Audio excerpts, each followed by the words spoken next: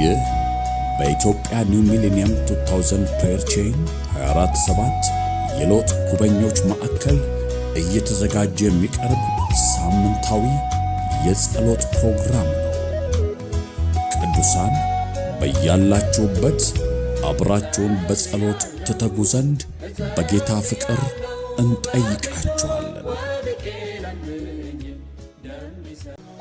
ይህ በኢትዮጵያ ኒው ሚሊኒየም 2000 ፕሬየር ቼን 247 የሎጥ ጉበኞች ማዕከል እየተዘጋጀ የሚቀርብ ሳምንታዊ የጸሎት ፕሮግራም ነው። ቅዱሳን በያላችሁበት አብራችሁን በጸሎት ትተጉ ዘንድ በጌታ ፍቅር እንጠይቃችኋለን።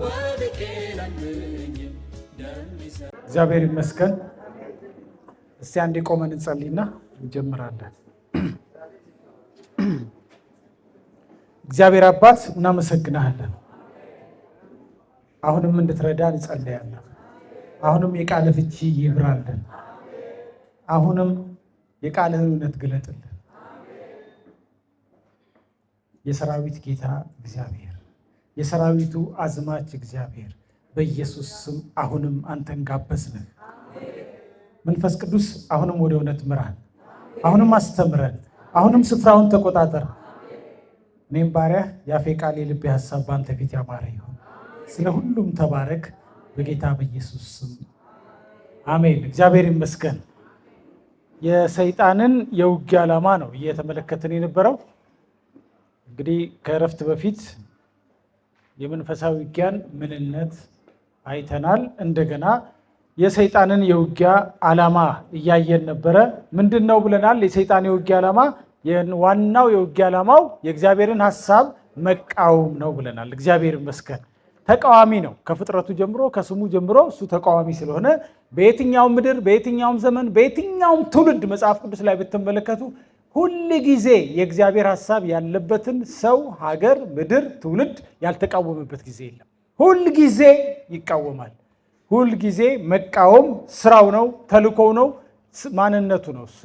በሁለተኛ ደረጃ ደግሞ ዓላማው ምንድን ነው ብለናል? የራሱን ዓላማ ማራመድ። እናንተ ጥሩ ተማሪዎች ናቸው፣ እግዚአብሔር ይመስገን። የራሱን ዓላማ ማራመድ፣ መስረቅ፣ ማረድ፣ ማጥፋት የሆነውን ዓላማውን በሀገር ላይ፣ በትውልድ ላይ፣ በዘመን መካከል ማራመድ። ሁልጊዜ የሚሰራው ሰይጣን ሰራ ሲባል ወይ ሰርቋል፣ ወይ ደም አፍስሰዋል፣ ወይ አጥፍቷል፣ ወይ አናውጧል፣ ወይ የሆነ ነገር በቃ ይሄ ዓላማው ነው። ይሄ የራሱ ዓላማው ነው፣ የሚረካበት የሚደሰትበት ዓላማው ነው ይሄ። ሌላው የሰይጣን ዓላማ ምንድን ነው ብለናል? ሶስተኛው ማዘግየት። በቃ የ40ውን ቀን መንገድ 40 ዓመት ማድረግ። ወደ እናንተ ልመጣ ከአንድም ሁለትም ጊዜ ፈለኩ፣ ነገር ግን ሰይጣን አዘገየኝ እንዳለ ጳውሎስ። ስለዚህ አገልጋዮች ጳውሎስን ካዘገየው እኛንም እንዴት? ስለዚህ አስተውለን ማድረግ፣ ነቅተን ማድረግ፣ በቁጭት ማድረግ ነገሮችን ይጠበቅብናል። ለምን? በእኛ ዘመን መከናወን ያለበት በእኛ ዘመን መከናወን አለበት። ዳዊትም በገዛ ዘመኑ የእግዚአብሔርን ሐሳብ አገልግሎ አንቀላፈ። በዘመኑ አልጎደለም። እንደውም ዳዊት ከራሱ ዘመን ጨርሶ ለልጁ ዘመን እንኳን ብሩን ለወርቁ ዕቃ ወርቁን፣ ለእንጨቱ ጋር እንጨቱን አዘጋጅቶ ነው ያለፈው ለልጁ ዘመን እንኳን። ስለዚህ በእኛ ዘመን ማረፍ የሚገባው ትውልድ እንዲያርፍ፣ በእኛ ዘመን ነፃ መውጣት የሚገባው አካባቢ ነፃ እንዲወጣ፣ በእኛ ዘመን ወደ ፍቅሩ ልጅ መንግስት መፍለስ የሚገባው ትውልድ እንዲፈልስ በቁጭት መስራት አለብን። የዘገየንብን ጊዜ ይበቃል። አንበጣና ኩብኩባ የበላብን ዘመናት በኢየሱስ ስም ይመለሳል። እሱ እንደዚህ ነው። በቃ ኤፍሬምን መጽሐፍ ቅዱስ ምንድን ነው የሚለው አይደል? ኤፍሬም እንዳልተገላበጠ ቂጣ ሆነ። ከዛ እንግዶች ጉልበቱን ያልተገላበጠ ቂጣ ታውቃላችሁ፣ ለምንም አይጠቅምም። ያልተገላበጠ ቂጣ ከታች አሯል፣ ከላይ ሊጥ ነው። ኤፍሬም ሲታይ ትናንት ኤፍሬም ተነሳ ሲባል አገር እንዳልራደ የብዙዎች ልብ እንዳልተሸነፈ፣ መጨረሻ ግን አንድ ቀን ያልተገላበጠ ቂጣ ሆነ። ከላይ ሊጥ ነው፣ ከታች ያረረ ነው፣ አይማርክም። ከዚህ የተነሳ ታዲያ ያልተገላበጠ ቂጣ መሆኑ ምንድን ነው ጥፋቱ ቢባል እንግዶች ጉልበቱን በዘበዙ፣ ተጠቀሙበት። እንደዚህ እንዳንሆን በዘመናችን የእግዚአብሔርን ሐሳብ አገልግለን እንድናልፍ አዘጊው በኢየሱስ ስም ይወገድ። እንዲህ ብቻ እኮ አይደለም ጌታ የጠራን ጎበዝ። በእናንተ ህይወት ያሰበው ይሄን ብቻ አልነበረም። በእናንተ ዘመን ያሰበው ይሄን ብቻ፣ በከተማው ያሰበው ይሄን አይደለም። እና አሁን በቁጭት አልረፈደም። እግዚአብሔር ይመስገን። በቁጭት እንነሳለን። ሌላው የሰይጣን ዓላማ አራተኛው ምንድነው ብለናል? አቅጣጫን ማሳት። በቃ ጦርነት ባልሆነው ጦርነት ላይ አንተን ማዋጋት። አንተን እያዋጋ እሱ ይሰጥ። ሰውና ሰው ሲዋጋ፣ አገልጋይና አገልጋይ ሲዋጋ፣ ቤተክርስቲያንና ቤተክርስቲያን ሲዋጋ እሱ እጁን አጣጥፎ ይስቃል። አቅጣጫችንን ማሳት፣ እሱ ላይ ማነጣጠር ነበረብን። ከሱ ጋር መዋጋት ነበረብን። ቀስታችንን ከሱ ጋር አንስተን ወንድሞቻችን ላይ ስናደርግ እንዴት ደስ እንደሚለው፣ እንዴት ደስ። አቅጣጫን ማሳት፣ መድረሻችንን ፍጻሜያችንን ማሳት፣ ባልተጠራንበት ባልተባልንበት መገኘት ሲሆን ሰይጣን ደስታው ነው። ይሄ ነው አንተን ከተባልክበት ለማስቀረት ያልተባልክበት ቦታ ላይ ስራ ይሰጣል።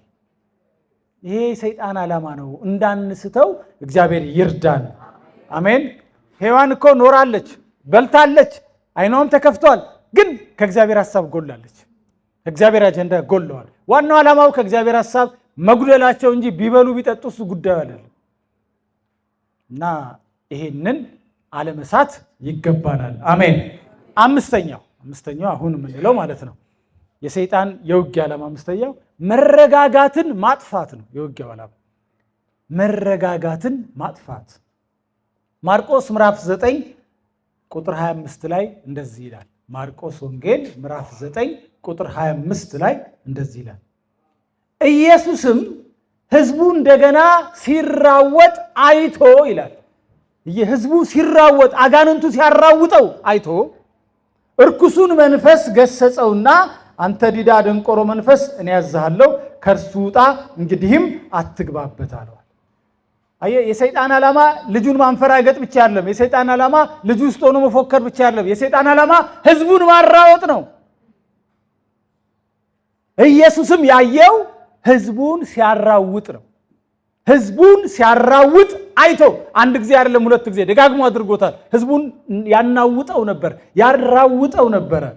የክፉ መንፈስ አንዱ አሰራር በሕዝብ መካከል በአገር መካከል መረጋጋትን ማጥፋት፣ ማራወጥ፣ የተረጋጋ ቦታ ላይ ነውጥን ማምጣት፣ በቤተ ክርስቲያን መካከል፣ በቅዱሳን መካከል፣ በትዳር መካከል፣ በአገልጋዮች መካከል ማራወጥ፣ ነውጥን ማምጣት፣ ማዕበል ማስነሳት፣ ወጀብ ማስነሳት ዓላማውን ሁል ጊዜ ኢየሱስ አጋንንቱን የገሰጸው ሕዝቡን እንደገና ሲያራውጥ አየ። አሁንም በእኛ ምድር ሲያራውጠን እግዚአብሔር አይቷል። በጦርነት ሲያራውጠን፣ በዘር ሲያራውጠን፣ በቋንቋ ሲያራውጠን አይቷል። በጌታ በኢየሱስ ስም ይሄ ዓላማው ዛሬ ይፈርሳል። ክፉ መንፈስ ኢየሱስ ሲያይ ሕዝቡን አየ ሲናወጥ። ይሄ ሕዝብ የመናወጡ ምክንያት ምንድን ነው ብሎ ሲያይ፣ ያው ኢየሱስ እንደሰማ ስለማይፈርድ አጥልቆ ስለሚያይ ሁሉን ስለሚረዳ ሲያይ ክፉ መንፈስ ነው የሚያራውጠን። ክፉ መንፈስ ስራውን እየሰራ ነው። ክፉ መንፈስ ነው፣ ይሄ አጋንንት ነው እንደዚህ የሚያደርግ። ስለዚህ ኢየሱስ እንደውም የመንፈሱን ስም ሁሉ ጠራና አዛሃለው፣ ሁለተኛ እንዳትጥለው፣ ዞር በል። ልክ መንፈሱ ጮሆ ሲወጣ ሕዝቡ ሰላም ሆነ። እና እኛ የሚመስለን እንድንራወጥ ያመጣ የገሌ ብሔር ይመስለናል። የነውጡ ምክንያት አይደለም። ከዛ በስተጀርባ ያለ ክፉ አለ። ዛሬ በኢየሱስ ስም ይሰበራል። ጠላት ሁል ጊዜ የሰውን ረፍት አይፈልግም። የሀገር የከተማ መረጋጋትን አይፈልግም። ረፍት አይሰጥም። ረፍት አይወድም። ቀሰስ ብሎ እንደ ሰሊሆም ወንዝ የሚሄደውን ሀገርና ምድር አይፈልግም። ሁልጊዜ ነውጥ ነው የሚፈልገው። ስለዚህ ያናውጠናል። የጠላት አንደኛው ዓላማ ሕዝብን ማራወጥ፣ ተረጋግቶ ልጆቹ እንዳያሳድግ፣ ተረጋግቶ በሰላም እንዳይሰራ፣ ተረጋግቶ እንዳያመልክ፣ ተረጋግቶ እንዳይተማመን፣ በመሪዎቹ እንዳይተማመን፣ በአገልጋዮቹ እርስ በርስ መተማመንን ለማጥፋት ያራውጠናል። ማራወጥ ዓላማው ነው። ሰላም መንሳት። ይሄው ሀገር ከሀገር ክልል ከክልል እንዳንተማመን፣ አንዱ ላይ ጦርነት እንዲያነሳ የሰይጣን ዓላማ ነው። እኛ ሰዎቹ ላይ ጣት የቀሰራችሁ እግዚአብሔር ይቅር ይበላችሁ። ከሰዎቹ በስተጀርባ የሚሰራ ጠላት ነው። ምን እነዚህ ያላችሁ ሰይጣን ነው እንደዚህ ያደረገ ያለው። እንደዚህ ምን እነዚህ ብለን ከጀመርን ሰላም አይመጣም። የዚህ ሁሉ አእምሮን እየተቆጣጠረ ወደ ነውጥ የሚመራው መንፈስ ግን ከበስተጀርባ አለ። ያን መንፈስ ደግሞ ማገት፣ ማቆም፣ ማፍረስ የምንችለው በክርስቶስ ዳግም የተወለድን እኛ ብቻ ነን። አቤት ለኛ እኮ እግዚአብሔር የሰጠው እድል፣ በእኛ ውስጥ እግዚአብሔር ያስቀመጠው መልካም ነገር የሚገርም ነው። እግዚአብሔር ይመስገን። ስለዚህ ጠላት በሚገባበት በሚሰራበት ቦታ ሁሉ ዋነኛው ዓላማው ሀገር ሰላም እንዳይሆን ማናወጥ ነው። እኛ እስካልተዋጋው ነው ድረስ፣ እኛ እስካልተጋፈጥ ነው ድረስ፣ እኛ ፊት ለፊት እስካልቆምን ድረስ፣ በቃ እስካላለው ድረስ ነውጡን ሀገርን ማናወጥ፣ ትውልድን ማናወጥ፣ ከተማን ማናወጥ፣ ቤተክርስቲያንን ማናወጥ ተልእኮው ነው። እሱ ሊባርከን አይመጣም፣ ሊያናውጠን ነው የሚመጣው። ጠላት በፍጹም ሊያዝንልን አይመጣም፣ ሊያጠፋን ሊያርደን ነው የሚመጣው። ቢያቅተው ማናወጥ፣ ህዝብ እንዳይረጋጋ፣ ህዝብ በእግዚአብሔር ቤት እንዳይረጋጋ፣ አገልጋዩ ተረጋግቶ እንዳያገለግል፣ መሪው ተረጋግቶ እንዳይመራ፣ ሀገር ተረጋግታ እንዳትቀጥል ማናወጥ ረበሻቸው። ይውላችሁ ዝም ብላችሁ ትመለከቱ። ይሄ ማርቆስ 9 ቁጥር 25 በጣም የሚገርም ክፍል ነው። አጋንንቱ ያለው ሰውዬው ውስጥ ነው። የዲዳና የደንቆሮ መንፈስ ነው ሰውዬው ውስጥ ያለበት። ግን ያ መንፈስ በሰውየው በኩል ግን የሚሰራው ህዝብን ማናወጥ ነው። ዋናው ተልእኮ ግን ህዝብ ማናወጥ ነው። አናወጣቸው ይላል። አንድ ጊዜ ብቻ አይደለም፣ ሁለት አናወጠው። ኢየሱስም መንፈሱን ለመገሰጽ የተነሳው ህዝብ ሲናወጥ አይቶ ነው። ዛሬ የምድራችንን መናወጥ ጌታ አይቷል። የቤተ ክርስቲያንን መናወጥ ጌታ አይቷል። የእኛን መናወጥ፣ የአገልጋዮችን መናወጥ፣ የመሪዎችን መናወጥ ጌታ አይቷል። ስለዚህ ዛሬ እናዛለን፣ በኢየሱስ ስም ይወገዳል። አሁን የሚገስጽ ሰራዊት እዚህ ያለ እግዚአብሔር ይመስገን። ገሰጸው ነው የሚለው በቃ። እና ኢየሱስ ሲገስጸው ምንድነው? ጮሆ አንፈራቅጦት ወጣ። በቃ ጮሆ ወጣ። በቃኝ አልቻልኩም ብሎ ጮሆ ወጣ። ከዛ ብዙዎች ሞተ እስኪሉ ድረስ ደግሞ ጸጥ አለ ሰውየው። ግን እጁን ይዞ አነሳው እና ጮሆ ይወጣል። አሜን። እንዴ አይወጣል? እስቲ ጮሆ ይወጣል በሉ። ያናወጠን ጠላት ምድራችንን ያናወጠ፣ አገራችንን ያናወጠ፣ ሰሜን፣ ደቡብ፣ ምዕራብ፣ ምስራቅ ያናወጠ በኢየሱስም ጮሆ ይወጣል። አሜን። ያናወጠን እኮ ጎበዝ አናወጠን። ሐሳቡን ሳት ነው፣ ዓላማውን ሳት ነው። አናወጠን። የወደደውን እየሰራ ነው። እኛ ኢላማ ባልሆነ ነገር ላይ ኢላማ ስናድርግ መጽሐፍ ቅዱስ ደግሞ እርስ በርስ ብትነካከሱ ትጠፋፋላችሁ ነው የሚለው። ከሁሉ የከፋው ነገር የውጭ ጦርነት ቤተክርስቲያንን አያጠፋት፣ ውስጥ ያለው መነካከስ ግን አደጋ ነው። አልማዝን የሚቆርጠው አልማዝ ብቻ፣ ምንም አይነት መጋዝ ብታመጣ አይቆርጠውም። ልክ እንደዚሁ ቤተክርስቲያንን የሚያጠፋት የእርስ በርስ መነካከስ። ከውጭ ያለው አይችልም፣ የገሃነም ልጆች አይችሏትም። ሊያናውጧት ይችላሉ፣ የሆነ ነገር ሊያደርግ ግን አያጠፏትም። የኛ መነካከስ ነው መጠፋፋትን የሚያመጣው። ስለዚህ እሱ ደግሞ ይሄን ስለሚያውቅ እንድንነካከስ የቤት ስራ ይሰጠናል። ህዝቡ እንደገና ሲራወጥ አይቶ ገሰጸው። ስለዚህ መናወጥን ጸጥ የሚያሰኘው ክፉን መገሰጽ ብቻ ነው። እግዚአብሔር ይመስገን። ለዚህ ነው ቅድም ብለናል፣ የማይታረቅ ቅራኔ ነው በእኛና በሰይጣን መካከል ያለው። እግዚአብሔር ይመስገን። ስድስተኛው የጠላት የውጊያ ዓላማ በዝርዝር ነው እንግዲህ እንደምናየው። እግዚአብሔር ይመስገን። ስድስተኛው የጠላት ዓላማ ማስጨነቅ ወይም ማጉበጥ፣ ማስጨነቅ። ዓላማው እኛን ማስጨነቅ፣ አገር ማስጨነቅ፣ ትውልድ ማስጨነቅ፣ ህዝብ ማስጨነቅ ነው ዓላማው። ማስጨነቅ ሉቃስ ወንጌል ምዕራፍ 13 11 እና 12 ሉቃስ ወንጌል ምዕራፍ 13 ቁጥር 11 እና 12 እንደዚህ ይላል። እነሆም ከ18 ዓመት ጀምሮ የድካም መንፈስ ያደረባት ሴት ነበረች። እርሷም ጎባጣ ነበረች፣ ቀንታም ልትቆም ከቶ አልተቻላትም። ኢየሱስም ባያት ጊዜ ጠራትና አንቺ ሴት ከድካምሽ ተፈተሻል አላት ይላል። ይቺ ሴት የድካም መንፈስ ቀና ብላ እንዳትሄድ ለ18 ዓመት ጎባጣ አድርጓታል፣ አንገት አስደፍቷታል። የሰይጣን የውጊያ ዓላማ ሁል ጊዜ የሰውን፣ ሀገርን፣ ትውልድን ቀና ብለን እንዳንሄድ አንገት እንድንደፋ ማድረግ ነው፣ ማስጎበጥ ነው።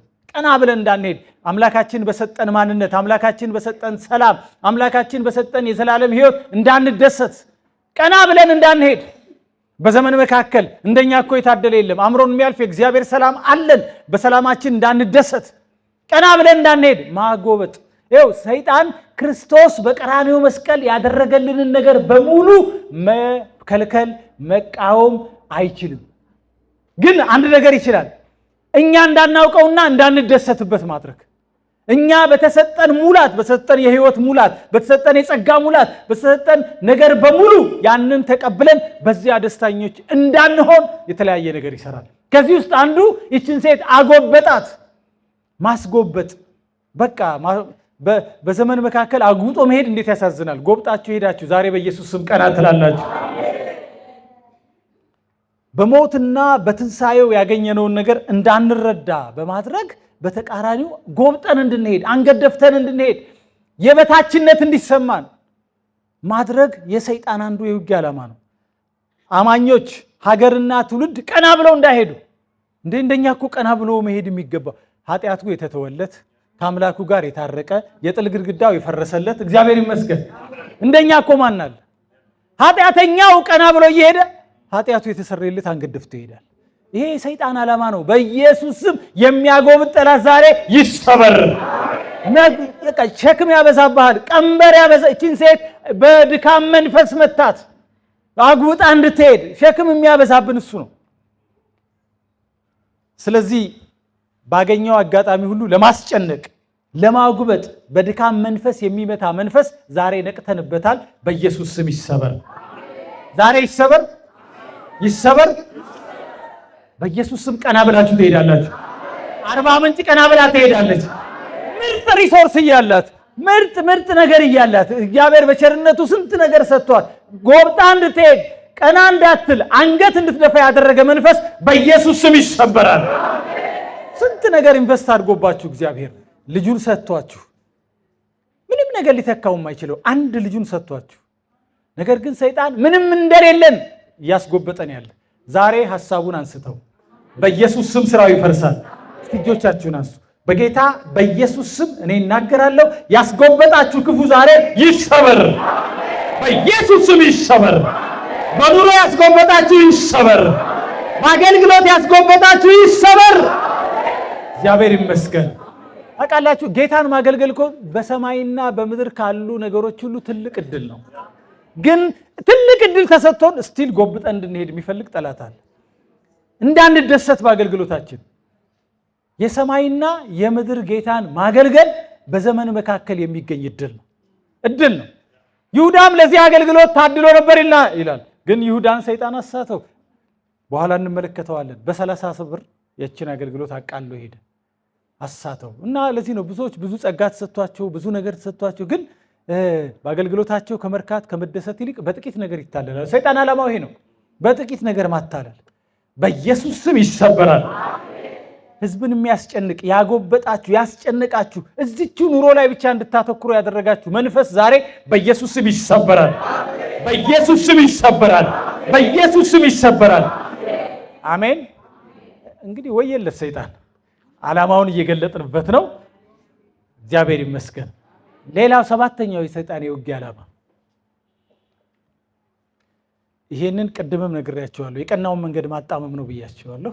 የቀናውን መንገድ ማጣመም ነው። እዚህም ጋር የሰይጣን ዓላማው የቀናውን መንገድ ማጣመም ነው። እግዚአብሔር ይመስገን። እሺ የሰይጣን አሰራር ሌላ ክፍል 3 ገባ። ክፍል 1 ምንድን ነው የተማርነው? የሰይጣን ማንነት፣ የመንፈሳዊ ውጊያ ምንነት አይደል? ክፍል 1 መንፈሳዊ ውጊያ ምንነት ምንድነው? መንፈሳዊ ውጊያ የማይታረቅ ጦርነት ነው። በእኛና በሰይጣን መካከል የታወጀ በራሱ በእግዚአብሔር የታወጀ የማይታረቅ ጦርነት ነው። ጦርነቱን ያወጀው እግዚአብሔር ነው። በዘርህና በዘሯ መካከል ሰልፍን ያወጀው ራሱ እግዚአብሔር። የማይታረቅ ጦርነት ነው ብለናል። እግዚአብሔር ይመስገን። ሁለተኛው ደግሞ የሰይጣንን የውጊያ ዓላማ ብለናል ክፍል 2 ላይ። አሁን ክፍል 3 ላይ ደግሞ የምናየው የሰይጣን አሰራሩ እኛን ለመዋጋት የሚጠቀምበት ስልት። ሐሳቡን አትሳቱት አይደል? መጽሐፍ ቅዱስ ምንድነው የሚለን? በአንደኛ ዮሐንስ ምዕራፍ 3 ቁጥር 9 ላይ የእግዚአብሔር ቃል አንደኛ ዮሐንስ ምዕራፍ 3 ቁጥር 9 ላይ የዲያብሎስን ስራ ሊያፈርስ የእግዚአብሔር ልጅ ተገለጠ። ስራውን ሊያፈርስ ተገለጠ። ስራውን ስላወቀ ስራውን አፈረሰ። ስራው ምንድነው? አሁን እኛን ለመዋጋት አሰራሩ ምን ይመስላል? ሰይጣን እኔና እናንተን ከዓላማችን ለማስቀረት እንዳልኳችሁ ነው። እንግዲህ እኔና እናንተን ከመድረሻችን ለማስተጓጎል የእግዚአብሔር ሐሳብ በሙላት በትውልዳችን መካከል እንዳይፈጸም የሚጠቀምበት አሰራሩ ምንድን ነው? መጽሐፍ ቅዱስ የሚለው ምንድን ነው? የዲያብሎስን ዓላማ ለማስፈጸም የሚጠቀምባቸው አሰራሮች አሉ። እነሱን ማየት አለብን። ኢየሱስ የዲያብሎስን ስራ ሊያፈርስ እንደመጣ እንዳፈረሰው እኛም በዘመናችን ያለውን የዲያብሎስን ስራ ለማፍረስ፣ ሐሳብ ለማፍረስ፣ አደራረግ ለማፍረስ፣ ዓላማ ለማፍረስ አሰራሩን መጀመሪያ ማወቅ አለብን። ሐሳቡን አትሳቱት ነው የሚለውና ሐሳቡን ማወቅ አለብን። እግዚአብሔር ይመስገን። ለምሳሌ ሐዋርያት ሥራ ምዕራፍ 10 ቁጥር 38 ላይ እንደዚህ ይላል። ሐዋርያት ሥራ ምዕራፍ 10 38 እግዚአብሔርም የናዝሬቱ ኢየሱስን በመንፈስ ቅዱስና በኃይል ቀባው ይላል። እሱም መልካም እያደረገ ለዲያብሎስ የተገዙትን ሁሉ እየፈወሰ ዞረ፣ እግዚአብሔርም ከእርሱ ጋር ነበርና። እግዚአብሔር ይመስገን። መልካም እያደረገ ዞረ። ኢየሱስ ስራውን ለማፍረስ ለዲያብሎስ የተገዙትን ነፃ ለማውጣት መጀመሪያ አሰራሩን ተረድቶ ስለነበር ስራውን አፈረሰ። ስለዚህ እኛም አሰራሩን በመረዳት ሐሳቡን በመረዳት ስራውን ማፍረስ ይሆንልን። ታዲያ ስራው ምንድን ነው? ሰይጣን ስራ፣ ሰይጣንን ለመዋጋት አሰራሩ ምንድን ነው? የመጀመሪያው ሰይጣን አሰራሩ አንደኛው ክፉ ሐሳብን ማስገባት። በሰው ውስጥ ክፉ ሐሳብን በማስገባት ነው የሚዋጋው። ክፉ ሐሳብን ሰይጣን መንፈስ ነው የሚጠቀመው፣ ግን ቁስ በሆኑ ሰዎች፣ ስጋ በለበሱ ሰዎች ነው የሚጠቀመው እና አሰራሩ የመጀመሪያው ሐሳብን በክፉ ሐሳብን ማስገባት። ክፉ ሐሳብን በማስገባት ሰውን ያንቀሳቅሳል። ለምሳሌ በአንደኛ ዮሐንስ ወንጌል ምዕራፍ 13 ቁጥር 2 ዮሐንስ ወንጌል ምዕራፍ 13 ቁጥር 2 እራትም ሲበሉ ዲያብሎስ በስምዖን ልጅ በአስቆሮቱ በይሁዳ ልብ አሳልፎ ይሰጠው ዘንድ ሐሳብን ካስገባ በኋላ ይላል። ራት እየበሉ ነው፣ የራት ግብዣ ነው። ይሁዳ ከ12ቱ አንዱ የበጉ ሐዋርያ የመሆን እድል አግኝቷል። ከዛ አልፎ ገንዘብ ያዥ ነው፣ ለኢየሱስ ስራ የቀረበ ሰው ነው። ግን ይሄ የቀረበውን ሰው ጠላት ምንድነው ያደረገው? ወደ እሱ ሐሳብን አስገባበት። አሳልፎ እንዲሰጠው፣ በ30 ብር እንዲሰጠው፣ ለሄዶ ከካህናት ከፈሪሳውያን አለቆች ጋር እንዲመካከር፣ ከኢየሱስ ይልቅ ከጠራው ጌታ ይልቅ አብሮት ከሚኖረው ከሚያበላው ከሚጠጣው እንደገና ሊልከው ከሚያዘጋጀው ጌታ ይልቅ 30 ብር እንዲበልጥበት እንዲሸጠው፣ እሱን በመሸጥ የሚያገኘውን ጥቅም እያሳየ ሐሳብን አስገባበታል። በራት ግብዣ መካከል፣ በፍቅር ህብረት መካከል ራት ከኢየሱስ ጋር እየተበላ ኢየሱስን አሳልፎ ለመስጠት ጠላት ሐሳብ አስገባበት ይላል። ዛሬው ጠላት እንደዚህ ነው የሚያደርገው። በፍቅር መሃል፣ በመልካም ራት መሃል፣ አንድ ላይ በሚያገለግሉ ሰዎች መካከል፣ አብረው በሚኖሩ ኢቭን በባልና ሚስት እንኳን መካከል ሐሳብ ያስገባል። ሐሳብ አስገብቶ ያበጣብጣል። ሐሳብ አስገብቶ የራሱን አጀንዳ ያስፈጽማል። ዛሬ በኢየሱስ ስም ሐሳቡ ይፍረስ። እግዚአብሔር ይመስገን። ኢየሱስን አሳልፎ በመስጠት የሚያገኘውን ጥቅም አሳየው። ይህንን ተግቶ እንዲያደርግ አነሳሳው ይሁዳን። የይሁዳ ልብ ያንን ሐሳብ ካስተናገደ በኋላ በክህደት ልብ ተሞላ። የክህደት ሰው ሆነ፣ ተቀየረው። ሐሳብ ያው ድርጊትን ተከትሎ፣ ድርጊት የሐሳብ ውጤት ነው። ማንኛውም ድርጊት የሐሳብ ውጤት ነው። ስለዚህ ያንኑ ያሰበውን የሰይጣንን ሐሳብ ተከታይ፣ የሰይጣንን ሐሳብ አስፈጻሚ ያደረገው። መጽሐፍ ቅዱሳችን ምንድን ነው የሚለው? ሰው በልቡ እንዳሰበ እንዲሁ ነው ይላል። እና የልብ ሐሳብ ልብህን ጠብቅ ነው የሚለው። የህይወት መውጫ ከሷ ነውና። ስለዚህ ልብ በጣም ወሳኝ ነው። ሰይጣንም ይህን ስለሚያውቅ በሰው ልብ ነው ሐሳብ የሚያስገባው። ሰይጣን እኛን ለመዋጋት ዓላማውን ለማስፈጸም የሚጠቀምበት የአሰራር ስልቱ አንደኛው ሐሳብ ሰዎች ውስጥ ማስገባት። ደግሞ ታውቃላችሁ፣ ሐሳብ ይዘው የሰይጣንን የክፋትን ሐሳብ ይዘው ሲመጣ ሰው እሱን በኢየሱስ ስም ብለህ ገስጸህ አትችለውም። ወንድምህ ነዋ። ሰይጣንን መገሰስ ትችላለህ። እና ግን ሰይጣን ምንድን ነው የሚለው? ከወንድምህ ጋር ቦክስ እንድትገጥም ነው የሚፈልገው። አውርዶ የጠላት ሐሳብ ይዘው የሚንቀሳቀሱ ሰዎች ብዙ ጊዜ አያስተውሉም። እና አንዳንዴ ሲናገሩ እንኳን ልብ ያደማል። ንግግራቸው ልብ ያደማል። ያጅሬ ሐሳብ ነው ያለው። ልብ ያደማል፣ ልብ ያቆስላል። በኢየሱስ ስም እግዚአብሔር ማስተዋልን ይስጠን።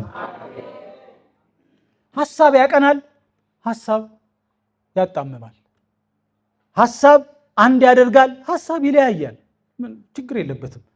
ሐሳብ ወደ ጌታ ያቀርባል፣ ሐሳብ ከጌታ ያርቃል። የጌታ ጠላትም ሊያደርግ ይችላል። ስለዚህ ሐሳቡን የሚገዛ ደግሞ ሰው ከተማን ከሚገዛ ሁሉ የተሻለ ሰው። ስለዚህ በተቻለ መጠን ሐሳባችን እንድንገዛ እግዚአብሔር ይርዳን። አሜን። ታውቃላችሁ የቦክስ ስፖርተኛ አንዱ ባህሪው የቦክስ ስፖርተኛ ራሱን ያጠነክራል፣ ብረት ያነሳል፣ ብዙ ነገር ያደርጋል፣ ራሱን ያጠነክራል። ግን የቦክስ ስፖርተኛ መቶ መጣል ብቻ አይደለም ብቃቱ የሚገለጥበት የሚሰነዘርበትንም ቡጢ ተቋቁሞ ከቆመ ያ የቦክስ ስፖርተኛ ጠንካራ ነው ይባላል። ብዙ ክርስቲያኖች ጠላትን ለመምታት ጎበዝ ነን፣ ሲሰነዘርብን ግን ቡጢውን መቋቋም አንችልም። እና ዛሬ እግዚአብሔር የመቋቋም መንፈስ ያድርግልን። ምክንያቱም ሐሳቡን ተሞልቶ ሲመጣ የሚያጠቃን በወንድሞቻችን በኩል በይሁዳ በኩል ነው ኢየሱስን ያጠቃው። የገዛ እንጀራዬን የበላ ተረከዙን አነሳብኝ ተብሎ እስኪጻፍ ድረስ ወዳጄ ሆይ ያለው ኢየሱስ በመሳም አሳልፈህ ትሰጣለህ። ሰይጣን እንደዚህ ነው የሚያደርገው። በጌታ በኢየሱስ ስም ዛሬ ስራው ይፍረስ። እኔ በማለዳ ጸሎታችሁ ከስራ በፊት ከማንኛውም ቆማችሁ ማንኛውም በሰይጣን ሐሳብ ተሞልቶ የሚንቀሳቀስ ክፉ ሁሉ ዛሬ ይታገድ ብላችሁ መጸለይ ያለባችሁ። ይታገድ። መንግስት ቢሆን መስሪያ ቤት ቢሆን አሰራር ቢሆን ምንም ቢሆን የክፋትን ሐሳብ የሚያስተናግድ በኢየሱስ ስም ሐሳቡ ይፍረስ። በቃ እንደዚህ ብላችሁ መጸለይና መውጣት አለባችሁ። አንተ ሰላም ነው ብለህ ብትሄድ አለቃህም ሞርቶት ይጠብቃል። ስለዚህ አንድ ወንድም አንዴ ሲነግረኝ እዚህ መናገር እንዳለብኝ አላውቅም እና ሁልጊዜ ባለቤቴ አለ ከውጭ ስትገባ ሁልጊዜ ውጭ ቆይታ ስትገባ ቤት የመጀመሪያ ነገሯ እኔም መተንኮስ ነዋል። አሁን ገባኛል። ሰይጣን እቤት ተረጋግቼ ሳርፍ አይወድም አለ። እንደ ባከንኩ እንድኖር ነው የሚፈልገው። እኔ ደግሞ ቤቴ ማረፍ አለብኝ አለ። ሳርፍ በቃ ልክ እሷ ስትናገረኝ ተናድጄ እንዲወጣ ነው የሚፈልገው። ሐሳቡን ገባኝና ቆሜ እሷ ልትመጣ ከስራ ልትመጣ ባለበት ሰዓት ቆሜ እንዲላል አንተ ሰይጣን በባለቤቴ ሐሳብ ውስጥ በማስገባት ልትረብሸኝ የመጣ ሐሳብ አይሰራም፣ በኢየሱስም አፈረስኩት አለ። ከዛ ጊዜ ጀምሮ ነገሮች መከነዋል። ሰላም ሆነ። እንዴ አለህ እንዴ ማለት ጀመር ይቻላል። እግዚአብሔር ይመስገን። እውነተኛ ታሪክ ነው። አገልጋይ ወንድም ነው የነገረኝ እና በጌታ በኢየሱስ ስም በሰው ሐሳብ ውስጥ በሰው ክፋት ውስጥ በሰው ነገር ውስጥ እየጨመረ ልክ እንደ ይሁዳ ሂድ ጌታህን ሽጠው ሂድ 30 ብር ይበልጥባል ሂድ እሱ ምንድነው የሚያናንቅ መንፈስ በኢየሱስ ስም ዛሬ ይሰበር። በጌታ በኢየሱስ ስም እጆቻችሁን አንሱ። ሐሳብ እያስገባ የሚረብሻችሁ ክፉ ሐሳቦችን እያስገባ የሚልክባችሁ የጠላት አሰራር ዛሬ በኢየሱስ ስም ይፍረስ። በኢየሱስ ስም ይፍረስ። ሃሌሉያ። ይፍረስ። በወዳጅ ላይ አትቆጣ። አሳይመንት ሰጥቶ የላከው ሌላ ነው፣ ከኋላ ሌላ ነው እየላከ ያለ። እንዲህ የተረበሻችሁ እሱ እኮ በአባትና በልጅ መካከል፣ በልጅና በልጅ መካከል፣ በሀገርና በሀገር፣ በብሔርና በብሔር፣ በቤተክርስቲያንና በቤተክርስቲያን መካከል ሁሉ ጊዜ ሐሳብ አስገብቶ ይልካል። ሐሳብ አስገብቶ እንዳልኳችሁ ለማተረማመስ ሐሳብ ያስገባል። ስለዚህ በኢየሱስ ስም ስራው ይፈርሳል። ሁለተኛ ስራው አንደኛ ሐሳብ ያስገባል ብላችኋል። ሁለተኛው የጠላት ስራ ለጥፋት ማንቀሳቀስ ነው። ለጥፋት ማንቀሳቀስ፣ ሰዎችን ለጥፋት ያንቀሳቅሳል። ቺን ክፍል ሳነብ በደንብ አዳምጡኝ። እንዴት ነው የምትሉት? ይህን ክፍል ሳነባው አንደኛ ዜና ምዕራፍ 21 ቁጥር 1 እና 2 አንደኛ ዜና ምዕራፍ 21 ቁጥር 1 እና 2 ላንብብላችሁ በጌታ ስም። ሰይጣንም በእስራኤል ላይ ተነሳ። ማን ነው የተነሳው? እሺ ይሄን ለማድረግ ምንድን ነው የጠቀመው መሰላችሁ? እስራኤልንም ይቆጥር ዘንድ ዳዊትን አንቀሳቀሰው። ከዛ ዳዊትም ኢዮአብን የሕዝቡን አለቆች ሂዱ ከቤርሳቤ ጀምሮ እስከ ዳን ድረስ እስራኤልን ቁጠሩ፣ ድምራቸውንም አውቅ ዘንድ አስታውቁኝ አላቸው። ሰይጣን በእስራኤል ላይ ተነሳ። እስራኤልን እንደ ሀገር፣ እስራኤልን እንደ ሕዝብ ከእግዚአብሔር ጋር አጣልቶ የእግዚአብሔር ቁጣ እንዲቀጣጠልባቸው የእግዚአብሔርን ፈቃድ እንዲተላለፉ ተነሳ ሰይጣን። ምን ላድርግ አለ። ስለዚህ ዳዊትን አንቀሳቀሰው። ዳዊት እንደምታውቁት ነው የተቀባ ሰው፣ ከብላቴንነቱ ጀምሮ የተመረጠ ሰው ነው። የእግዚአብሔር ዓላማ ያለበት ሰው ነው። ጎልያድን የጣለ ሰው ነው። እግዚአብሔር የመራውና ያሳደገው ሰው ነው። ዳዊት በዙፋን ላይ ያስቀመጠው ራሱ እግዚአብሔር። አንድ ጊዜ አይደለም፣ ሁለት ጊዜ፣ ሶስት የተቀባ ሰው ነው ዳዊት። ግን ሰይጣን በእስራኤል ላይ በክፋት ሲነሳ ያንቀሳቀሰው ደግሞ ዳዊትን። መቀባት ሰይጣንን በሰይጣን ሐሳብ በሰይጣን ዓላማ የሰይጣንን አጀንዳ ላለማስፈጸም ዋስትና አይደለም። መመረጥ፣ መሪ መሆን፣ አገልጋይ መሆን ዋስትና አይደለም። ይሄው መጽሐፉ እንደሚነግረን ሰይጣን በእስራኤል ላይ ተነሳ። የሰይጣንን ሐሳብ ማን አስፈጸመ? የተቀባው ዳዊት፣ እግዚአብሔር የመረጠው ዳዊት። ስለዚህ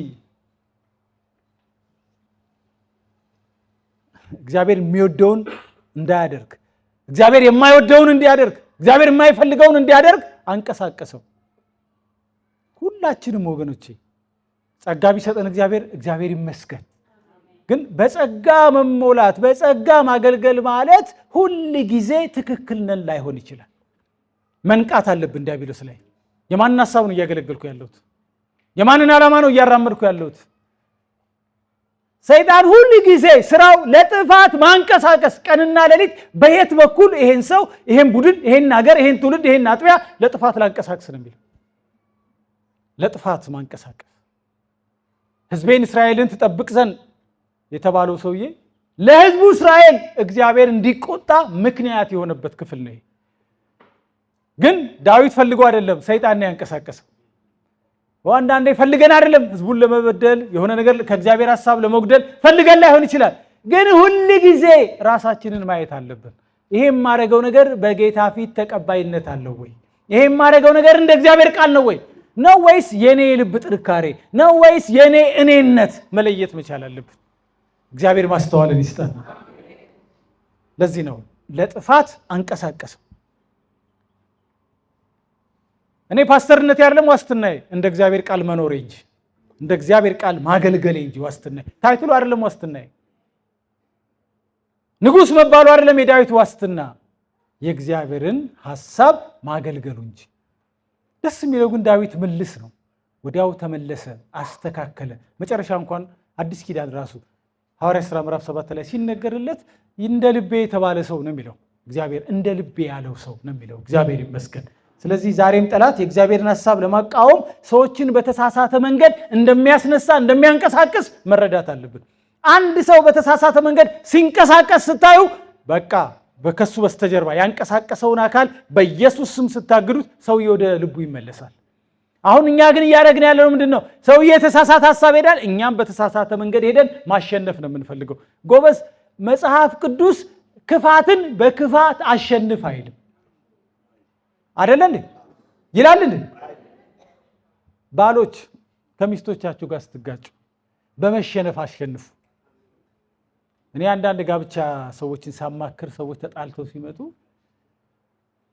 እምላቸው መጨረሻ ላይ ትዳሩን ነው የምትፈልጉት ክርክሩን ማሸነፍ ምረጡ ነው የምላቸው።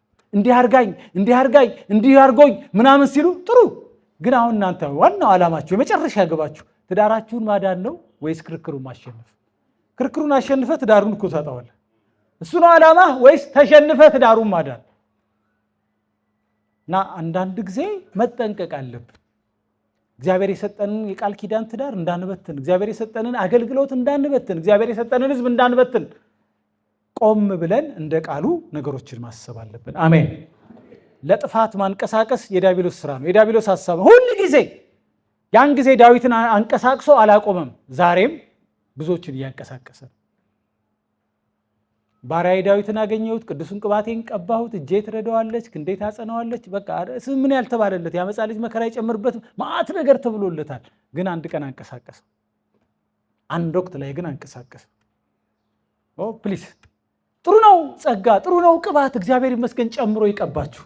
ግን ጠላት እንዳያንቀሳቀሳችሁ ሐሳቡን መሳት የለብን። በተቀቡ ሰዎች በኩል የሚመጣ ጥፋት እነሱ ጋር አይቆምም፣ እነሱ ጋር ብቻ አይቆምም። የዳዊት ጥፋት 70,000 ሕዝብ ነው እንዲያልቅ ያደረገው። 70,000 ሕዝብ እዛው ክፍል ላይ ተመልከቱ። ከዛ እግዚአብሔር መጥቶ ነው መልአኩን እንደገና ራርቶ ሚራራ አምላክ አሁንስ በቃህ ብሎ መልአኩን ከልክሎ ነገሩ ያረደው። እና የኛ ጥፋት አንዳንዴ የቤተ ክርስቲያን ጥፋት፣ የአገልጋዮች ጥፋት እኛ ብቻ ጋር አይቆምም። የቤት ራስ የሆናችሁ ጥፋት እናንተ ጋር ብቻ ጋር አይቆምም። ወደ ሌላ ትውልድ ይተላለፋል፣ ለሌላው በጥፋት ምክንያት ይሆናል። ስለዚህ ማን ነው የሚያንቀሳቅሰን? ቆም ብለን ራሳችንን የእግዚአብሔር መንፈስ ነው የእግዚአብሔር እንደ እግዚአብሔር ቃል ነው የምንንቀሳቀሰው? ቆም ብለን እንጠይቅ። እኔነታችን ነው የሚያንቀሳቅሰን? ተነካሁ ዘራፍ አካኪ ዘራፍ ነው የምንለው ወይስ ቆም ብለን እንደ እግዚአብሔር? በቀል የእግዚአብሔር አሜን። ማን ነው የሚያንቀሳቅሰን? ዲያብሎስ ዳዊትን ካንቀሳቀሰ ሌላውንም እንዴት? ስለዚህ ቆም ብለን በቃ አንዱ የውጊያ መሳሪያው አሰራሩ ማንቀሳቀስ፣ ለጥፋት ለበረከት አያንቀሳቅስም ሰይጣን፣ ለሰላም አያንቀሳቅስም፣ ለመተናነጽ አያንቀሳቅስም፣ ለጥፋት ብቻ ነው የሚያንቀሳቅስ። ስለዚህ የጥፋት መሳሪያው እንዳንሆን እንደ ቃሉ ራሳችንን ማየት፣ እንደ ቃሉ ራሳችንን መመዘን፣ እንደ ቃሉ መንገዳችንን መሰለል በኢየሱስ ስም ይሆንልን። አንዳንድ ሰው አብሮህ በሰላም ሲያወራ ቆይቶ መቼ ተለውጦ ጣት ጠቋሚ እንደሆነ አታውቀውም። ለምን? በቃ አንቀሳቀሰዋ።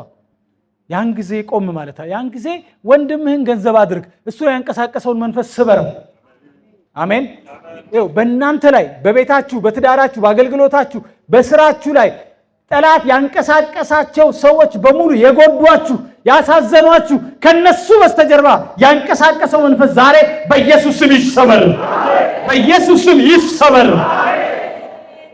ዳዊት አንዴ እንደዚህ ሆነ። ይሄው ዳዊት እሱ ለውጊያ ወጥቶ ጽቅላቅን አማሌቅ መጣና አቃጠላት።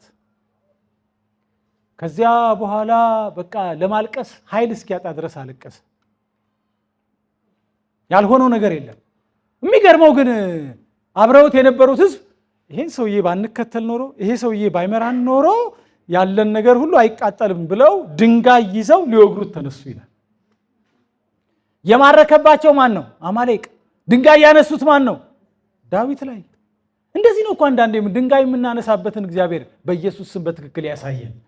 ወንድም ላይ ብታነሳ ምን ዋጋ አለው? ድንጋይ የሚነሳበት አማሌቅ አለ። ገባው። ከዛ በኋላ ለሰልፍ ተነሱ፣ ሄዱ፣ ተከተሉ፣ ምርኳቸውን አስመለሱ፣ አማሌቅን አባረሩ፣ መቱ። እግዚአብሔር ይመስገን። ይህ የዳዊት ምርኮ ነው እያለ እስኪመጣ ድረስ በጌታ በኢየሱስ ስም ጠላታችሁን መለየት ይሆንላችሁ። አሁን ብዙ ወገኖቻችን ድካማችን ምን እንደሆነ ታውቃላችሁ? አንድ ነገር ስትሆን ወይ ቤተክርስቲያን ላይ እናላክካለን፣ ወይ አገልጋዮች ላይ እናላክካለን፣ ወይ መሪዎች ላይ እንላለን። ይሄ ልክ አይደለም። ከዛ በስተጀርባ የሚሰራውን መንፈስ እንፈልገው። ያናወጠን፣ ጦርነት ያስነሳብን፣ እንደ እግዚአብሔር ሐሳብ እንዳንሮጥ እንዳናገለግል ያደረገን ምንድን ነው? ከዛ በስተጀርባ ያለው መንፈስ ያንቀሳቀሳቸው ማን ነው? ተንቀሳቃሹ ላይ አይደለም ትኩረታችን፣ አንቀሳቃሹ ላይ። እግዚአብሔር ይመስገን ይሁን። አዎ ጌታ ይመስገን፣ እግዚአብሔር ይመስገን። አገራትን፣ ሰዎችን፣ ዓለም አቀፍ ተቋማትን ሰይጣን ያንቀሳቅሳል፣ ተቋማትን ያንቀሳቅሳል። የሚገርማችሁ ያኔ በነበረው የኢትዮጵያ ጦርነት ከ10 ጊዜ በላይ ዩናይትድ ኔሽን በኢትዮጵያ ጉዳይ ላይ ስብሰባ ተቀምጧል። አንቀሳቅሷቸው ነበር ከጫፍ እስከ ጫፍ። እሱ ሲያንቀሳቅስ እኛም ገብተን ይፈርሳል ስንል ያው ፈረሰ። እግዚአብሔር ይመስገን።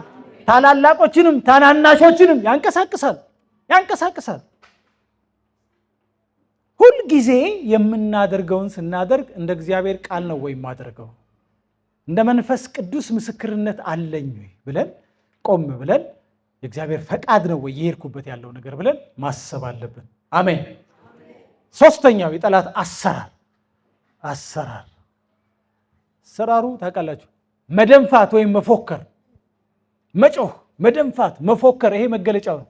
ጩኸት፣ ድንፋታ፣ ፉከራ ማንም አይችለው የተሰጠው ነው። ይሄ አንደኛ ሳሙኤል 17:8 ላይ ቁጥር 8 ላይ እንዴት እንደፎከረ ተመልከቱ። እሱም ቆሞ የእስራኤል ጭፍሮች ሆይ ጮሆ እንደዚህ አለ፣ ሰልፍም ትሰሩ ዘንድ ለምን መጣችሁ? እኔ ፍልስጤማዊ፣ እናንተ የሳውል ባሪያዎች አይደላችሁምን? ለእናንተ አንድ ሰው ምረጡ፣ ወደ እኔ የሚውረድ። በቃ እሱ ካሸነፈ እኛ የእናንተ ባሪያ እንሆናለን፣ እኛ ካሸነፍን ደግሞ እናንተ የኛ ባሪያ ትሆናለን። ጮሆ ነው የሚያወራው። ጮሆ ሰይጣን የእግዚአብሔርን ሕዝብ ለማስጨነቅ በጎልያድ በኩል የተጠቀመበት መንገድ ወደ እስራኤላውያን ዞሮ መጮህ ነበር። ተመልከተኝ፣ ግዙፍ ነኝ፣ አትችለኝም፣ ምናምንቴ ነህ። ያንተ ጣት ሁለቱም ጣት ቢቆጠር 10 ነው፣ የኔ ግን 12 ነው። ተመልከት፣ 6 ጣት ነው እንኳን ያለው። ማንም በሰልፍ አሸንፎኝ አያውቅም። ጮሆባቸው፣ ደነፋ። ለዚህ ነው ብዙ ጊዜ ሰይጣን በአማኞቹ ላይ መጮህ፣ መደንፋት፣ ፍርሃትን መልቀቅ የውጊያ መሳሪያው ነው። ሲደነፋብን አንድ ጊዜ ሆሳና የሚባል ሀገር ለአገልግሎት ሄጄ ምን ያሳየኛል ጠላት ጉድጓድ እየቆፈረልኝ ሊቀብረኝ ሊገለኝ ቀንም ስነሳ የሚያሳየኝ እሱ እኔ ደግሞ ቀን ሁለት ጠዋትም ከሰዓትም ስለነበር የማገለግለው ትኩረት ያገልግሎቴ ላይ ነበር ማታ ልተኛ ስመጣ ያሳየኝ ይኸውልህ ልገልህ እኮ ነው ጨረስኩ ይለኛል ጨረስኩ ቆፍሬ ያዘጋጅቻለሁ ጨረስኩ እኮ ከዛ አይ እንግዲህ ይብቃው ብዬ ቆሜ በጌታ በኢየሱስ ክርስቶስ ስም ሰበርኩ ማለት ጀመርኩ ሐሳብህን ማፍረስ ጀመርኩ እያየሁት የቆፈረው ጉድጓድ ላይ እንደዚህ ሲወድቅ አየሁት በቃ አለቀ ነገሩ ከዛው እንደዚህ ነው መደንፋት ነው አይችልም እኮ ይፎክራል እንጂ አይሆንለትም ይዋጋል እንጂ አያሸንፍም ኦሬዲ ተሸንፏል እግዚአብሔር ይመስገን ግን ምንድነው አሰራሩ መፎከር 40 ቀን እኮ ነው የፎከረባቸው ኑ እነሱ ይፎሌን ይቆጣሉ ወደ ድንኳናቸው ይገባሉ ፎከረ ግን አንድ ብላቴና መጣ በተገዳደርከው በጭፍሮች ያለቃ በሕያው እግዚአብሔር ስም መጣባሃለሁ ብሎ ጠጠር ወረወረበት አለቀ ነገር ታሪኩ እዛ ጋር ተዘጋ እንደፎከረው ቢሆን እኮ ማናችንም በህይወት አንኖርም ማናችንም አንወጣም ማናችንም አንገባም እንደ ጠላት ፉከራ እንደ ጠላት ዛቻ የዛሬ 10 ዓመት 8 ዓመት አካባቢ እግዚአብሔር አንድ ነገር አሳየኝ የኢትዮጵያ ካርታ በተለይ ሰሜን አካባቢ እባብ ሆነው ማዕረግ የደረደሩ ትልልቅ እባቦች የጀነራል ማዕረግ የደረደሩ ወደ ምድሪቱ ላይ ደም ለማፍሰስ እየገቡ ነውና ከልክሏቸው አለን እግዚአብሔር ጀነራል ሆኖ ራሱ ጠላት ዋናው አለቃ ሆኖ ምድሪቷ ላይ ሊገባ እንግዲህ እሱ ጀነራል ሆኖ ነው የመጣው እኛ 5-6 ሰዎች ነን በኢየሱስ ስም ስንለው ድንበሩ ላይ ተከለከለ ስለዚህ በጌታ በኢየሱስ ስም የጠላት ድንፋታ የጠላት መጮህ የጠላት መዛት አያገኛችሁ እንደ ድንፋታው ቢሆን እንደ ሀገር አንቀጥልም ነበር እንደ ፉከራው ቢሆን ቴሌቪዥኑ ያወርቷል ሶሻል ሚዲያ ያወርቷል ምን ያልፎከር በቴሌቪዥኑ ይፎክራል በሶሻል ሚዲያ ይፎክራል እንደ ፉከራው ቢሆን እስካሁን ቆመና እንሄድም ነበር ስለዚህ ጠላት መፎከር ማቅራራት መለያ መሳሪያው በቃ ፎከረ ማለት ሊወድቅ ነው ማለት ነው ጊዜው ደርሷል ማለት ነው መውደቂያ ጊዜው ደርሷል መመቻ ጊዜው ደርሷል እንደ ጎልያድ በግንባሩ ሊደፋ 40 ቀኑ ሞልቶታል ማለት ነው ስለዚህ ውጊያ ሲመጣ በጣም መሸጋገሪያ ነው የአዲስ ምዕራፍ መጀመሪያ ነው የሚል መንፈስ ከእግዚአብሔር ሕዝብ ይፈልጋል በቃ ሊወድቅ ነው ማለት ነው ሲትትብህ የነበረው ሲፎክርብህ የነበረው አታልፍም ያለ የከለከለ ሊወድቅ ነው ማለት ነው ውጊያ ሲጀምር አሜን ይውደቅ በጌታ በኢየሱስ ስም የፎከረባችሁ ዛሬ በግንባሩ ይደፋ በኢየሱስ ስም ይደፋ ምክንያቱም በዓለም ካለው ይልቅ በእናንተ ያለው ማን ነው ታላቅ ባንተ ያለው አሜን ባንተ ያለው ታላቅ ባንቺ ያለው ታላቅ ነው ታላቅነቱን ተረዱት በዓለም ያለው ክፉ ነው በእኛ ያለው ግን ኢየሱስ ነው ስለዚህ እግዚአብሔር ይመስገን እሱ 40 ቀን አላስተጓጎለም አልታከተም ሲፎክር ሰኞም ይፎክራል ማክሰኞም ይፎክራል የሚቀጥለውም ሰኞ ማክሰኞ ይፎክራል ነው 40 ቀን ሌላ ስራ የለውም ህዝቡም ይወጣል ይመለሳል 40 ቀን ሰው አይሰለቸው ከመፎከር ባሻገር አንዲት እርምጃ መውሰድ ግን አልቻለም በህይወቱ ይፎክራል በሀገር ይፎክራል በቤተ ክርስቲያን ይፎክራል ግን እልፍ ብሎ አንዳች ነገር ማድረግ አይችልም በሉስቲ በህይወት ላይ በኢየሱስ ስም አንዳች ነገር ማድረግ አይችልም መፎከር ነው ስራው መፎከር ነው እኛ ደግሞ ይሄን ሳናቅ ሲያቅራራ አረጥ ሰይጣን እንደዚህ ያለን የት እንግባ ጸልዩልን በኢየሱስ ክርስቶስ ስም ከፉከራ ያለፈ ነገር አያገኛችሁ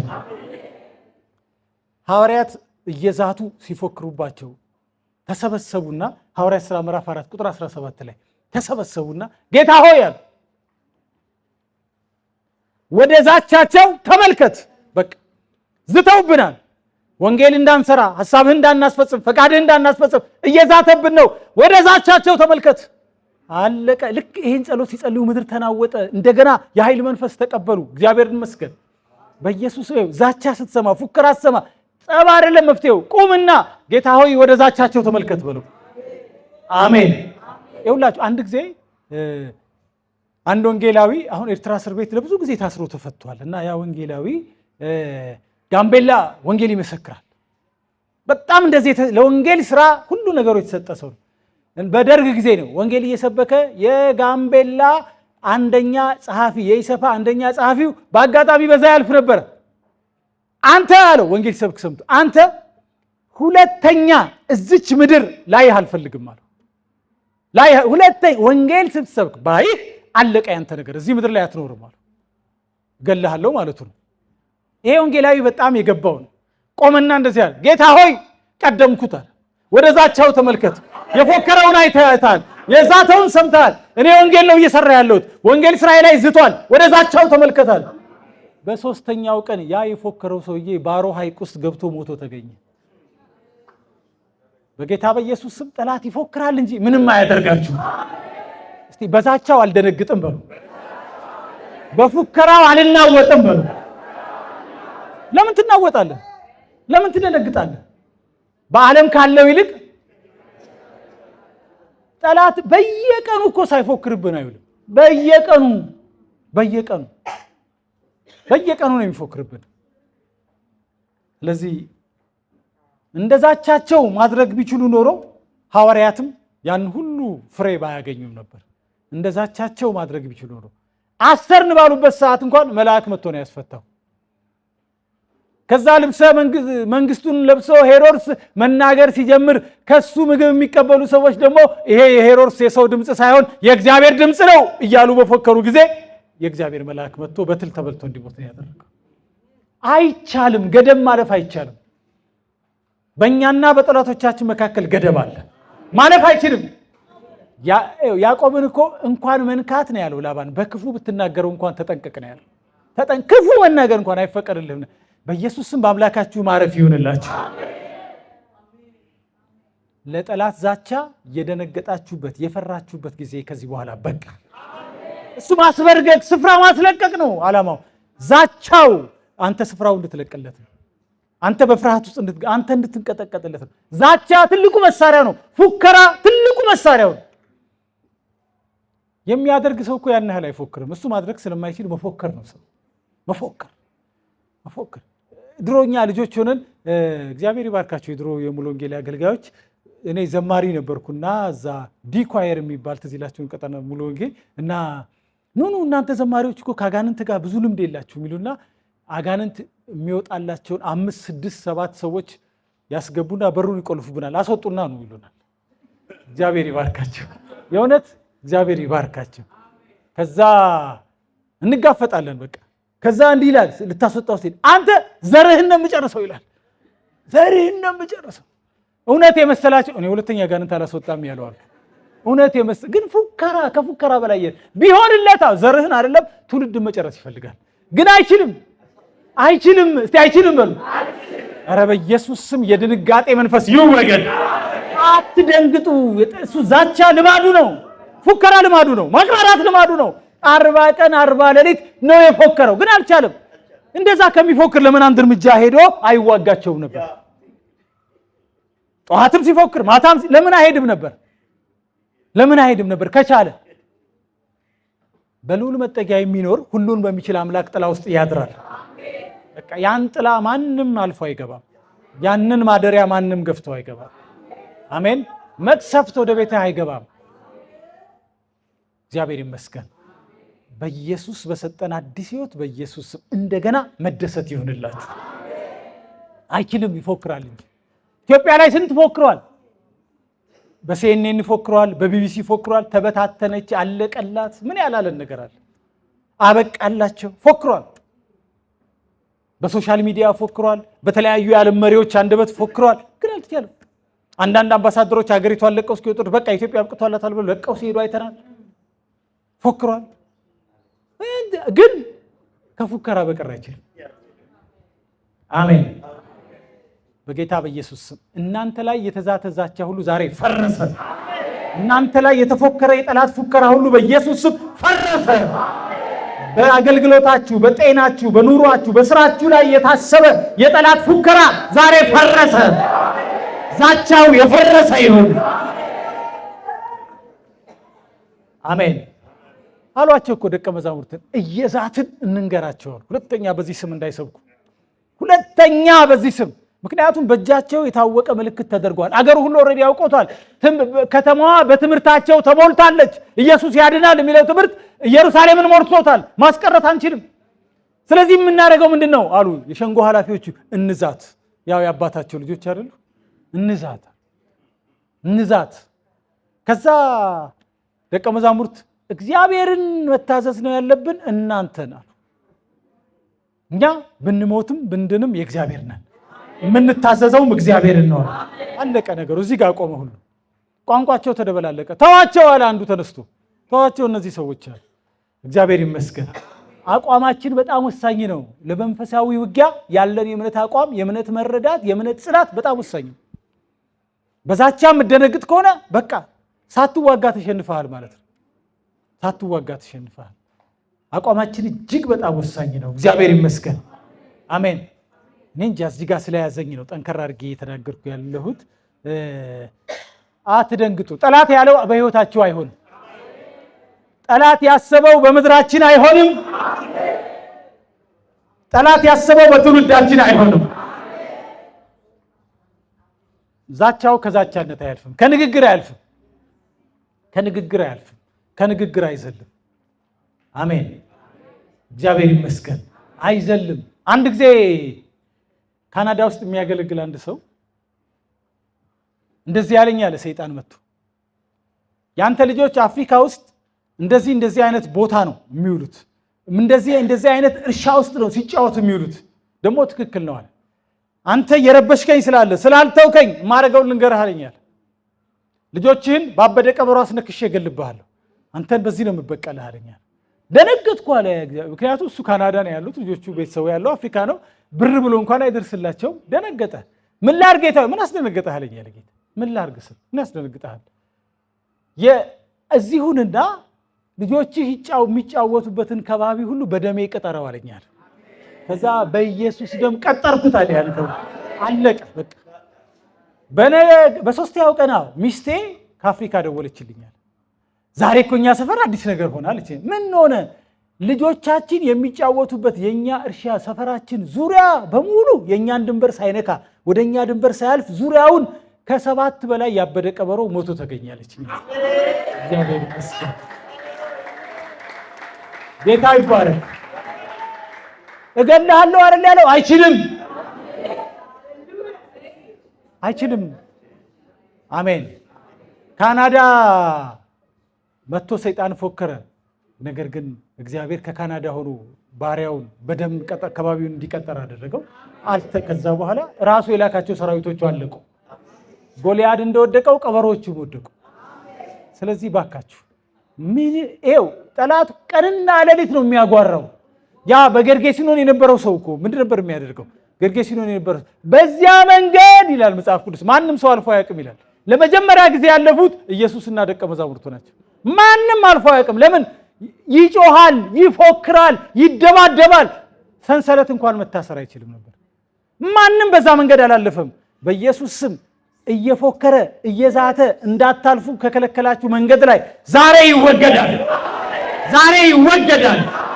ታልፋላችሁ። በቃ ጌርጌሲኖን በጣም ለምለም ምድር ነች፣ ግን በክፉ ቁጥጥር ስር ነች ያለች። ማን ይለፍ ወደዛ? ኢቨን እነ ኢየሱስ እንኳን በታንኳ ጉዞ ሲጀምሩ ወጀብና ማዕበል አስነስቶባቸው ማንም ያን ክልል እንድትቀርበው አይፈልግም። ወደዛ ክልል ወደ ለም ክልል እሱ የያዘውን ግዛት አገር ክልል ሰው እንድትነካበት አይፈልግም። ስለዚህ አስቀድሞ ነው የሚዋጋ። ግን ጸጥ አድርገው ወጀቡን ማዕበሉን ጸጥ አድርገው ሲመጡ የመጀመሪያ ቦታው ላይ ሲደርሱ የሰገደው መንፈሱ ነው። ያ ሁሉ ዛቻ አብቅቶ ለዘመናት የነበረው ፉከራ አብቅቶ እኔ አምናለሁ በእናንተ ውስጥ ኢየሱስ አለ። በእናንተ ውስጥ በዓለም ካለው ይልቅ ታላቁ ጌታ አለ። ስለዚህ በኢየሱስም ለዘመናት እንዳታልፉ ትውልድ እንዳያልፍ ከተከለከለው ከተገደበው ቦታ ላይ ዛሬ ክፉ በኢየሱስም ይባረራል። ከነሪያው ነው ወደ ባህር የገባው። አገር ነው ነፃ የሆነው። ሰውየው ወደ ልቡ ተመለሰ። ስለዚህ በኢየሱስም ይባረራል። እንደዛታው አይሆንም።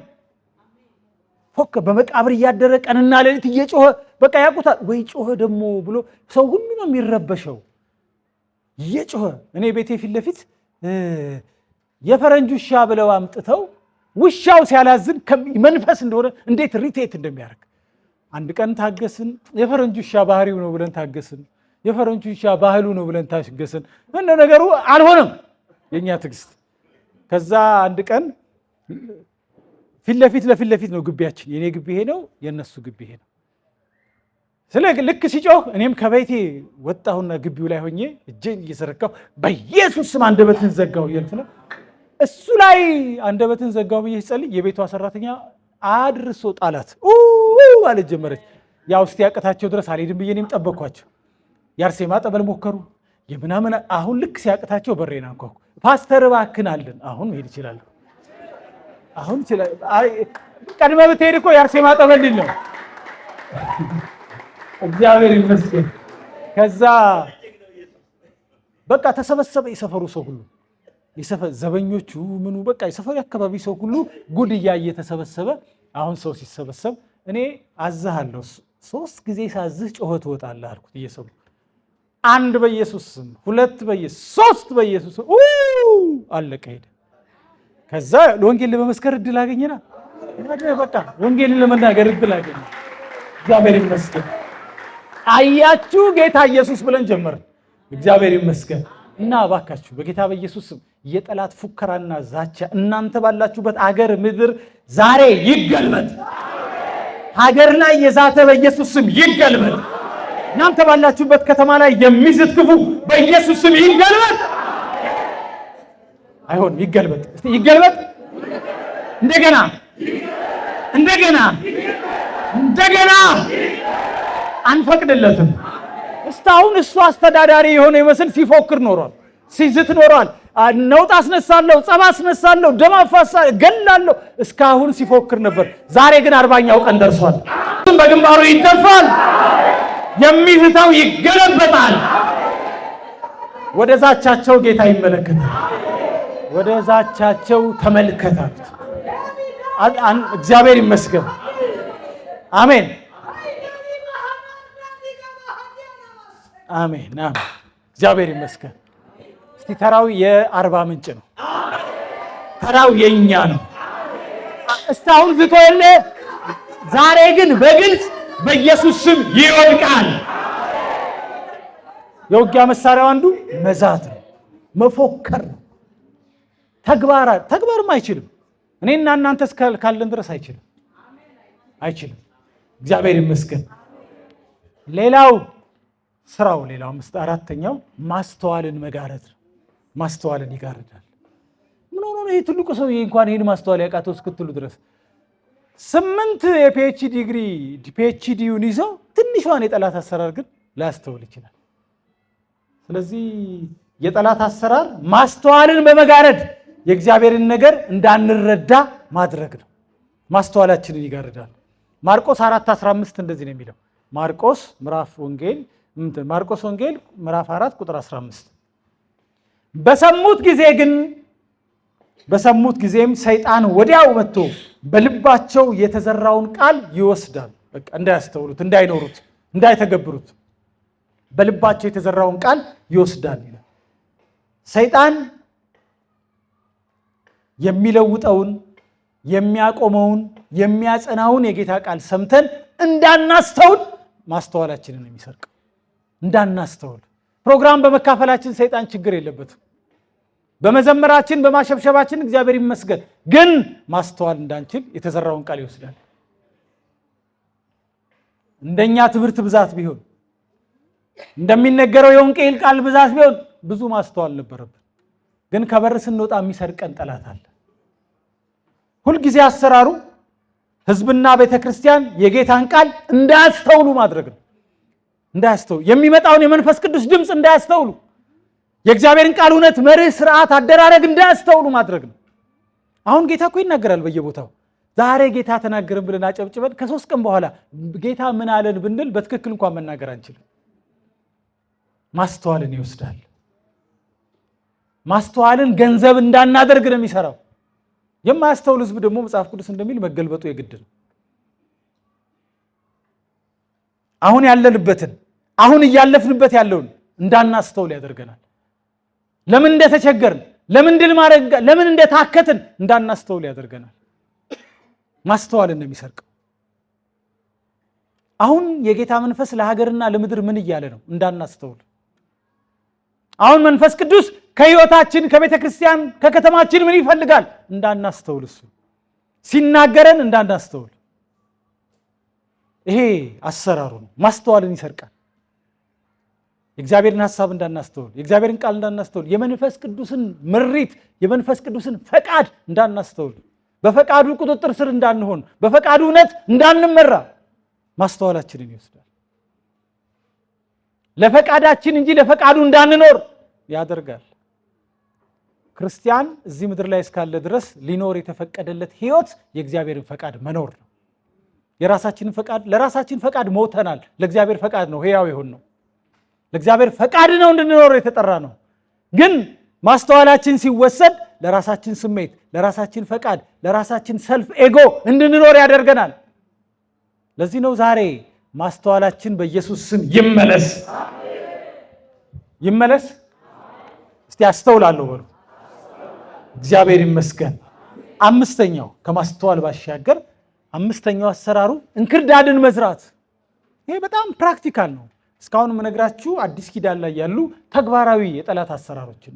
እንክርዳድን መዝራት ማቴዎስ 13 ከ36 እስከ 39 እናንተ አንብቡት ቤታችሁ። ማቴዎስ 13 ባሮች በተኙ ጊዜ ጠላት መጥቶ እንክርዳድን ዘራ። ከዛ በኋላ እንዴ አንተ እኮ መልካም ዘር ነበር የዘራው፣ እንክርዳዱ ከወዴት መጣ ብለው ባሮቹ ሲጠይቁት ክፉ ይሄንን አደረገ አላቸው። በመልካሙ ዘር መካከል፣ በመልካሙ ስንዴ መካከል፣ በመልካሙ የእግዚአብሔር ቃሉ መካከል እንክርዳድን ዘራ። ጠላት ቀንና ሌሊት የሚተጋው በህብረታችን ውስጥ፣ በግንኙነታችን ውስጥ፣ በአገልግሎታችን ውስጥ፣ በከተማችን ውስጥ እንክርዳድ መዝራት። እንክርዳድ ማለት ከእግዚአብሔር ቃል የተቃረነ ዘር ማለት ነው። ታውቃላችሁ አንዳንድ ቦታ እንክርዳድ አረም ነው። የመልካሙን ተክል ምግብ የሚሻማ አረም ነው። አንድ ጊዜ ክፍለ ሀገር ድሮ ነው በጌታ ሳልሆን ድሮ የእንክርዳድ ጠላ ነው ጠጣ ተብዬ ተሰጥቶኝ፣ ከዛ ለካ እኔ ጠጥቼ ስለማላውቅ እንደ ኖርማል እንደ ማንኛውም ጠላ መስሎኝ የዛሬ 35-40 ዓመት አካባቢ ጠጣሁኝና አንድ ብርጭቆ ነው የጠጣሁት። 3 እርምጃ መሄድ ያቃተኝ፣ ተሳሰርኩ። እንደዚህ ያደረገኝ ይኸውልህ እንክርዳድ እንደዚህ ነው። ቀጥ ብለህ እንድትሄድ ያደርጋል። እንደዚህ ያደረገኝ እኔ በህይወት ያየሁትን ነው። እንደዚህ በቃ እንዲህ እያልኩ አልሰከርኩም፣ ግን አንድ ብርጭቆ ነው የጠጣሁት፣ ግን አቃተኝ። እና ለካ ሰይጣንም እንክርዳድ የሚዘራው እንዲህ እንድንተሳሰር። በጌታ በኢየሱስ ስም እንክርዳዱ ዛሬ የመከነ ይሁን። እና እኔ እንክርዳድ የሚለውን ቃል ሳነብ ያኔ ከ40 ዓመት በፊት ያችን አንድ ብርጭቆ ጠጥቼ ይሁንኩት ትዝ ይለኛል። እንክርዳድ የመልካም ዘር ተቃራኒ ነው።